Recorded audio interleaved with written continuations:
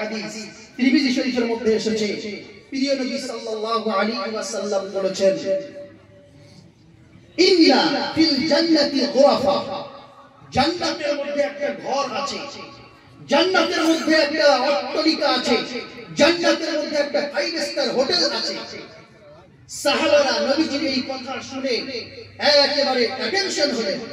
কি এমন কথা নবীজি বলবেন তারপরে নবীজি বললেন তোমরা কি জানো ওই ঘরের বৈশিষ্ট্য শোনো তুরা যুহুরুহা মিন বুতুনিহা ওয়া বুতুনুহা মিন যুহুরিহা ওই ঘরের বৈশিষ্ট্য হলো যার ভিতর থেকে বাইরের সব দৃশ্য দেখা যায় আর বাইরে থেকে ভিতরের সব দৃশ্য দেখা যায় ফাকামা আ'রাবিয়্যুন সঙ্গে সঙ্গে একজন গ্রাম্য দেহাতি ব্যক্তি উঠে দাঁড়ালেন দাঁড়িয়ে প্রিয় নবী সাল্লাল্লাহু আলাইহি ওয়াসাল্লামকে বললেন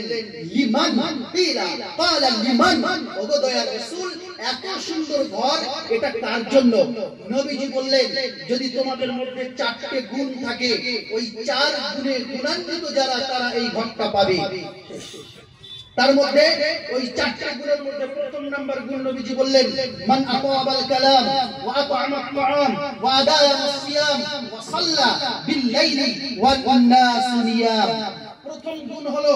মান আতাবাল কালাম তুমি যখন কথা বলবে ডিসিপ্লিন বজায় রেখে কথা বলবে তুমি যখন কথা বলবে শালীনতা বজায় রেখে কথা বলবে তুমি যখন কথা বলবে নম্রতা এবং ভদ্রতা রেখে কথা বলবে কারণ একজন মুসলমানের পরিচয় হলো কথা যখন বলে শালীনতা বজায় রেখে ডিসিপ্লিন বজায় রেখে কথা বলে দুই নাম্বার ওয়াতা'আমা আত-তা'আম গরীব মিসকিন ইয়েতিমদেরকে খাবার দেবে ওয়েলফেয়ার কাজ করবে সমাজ কল্যাণমূলক কাজ করবে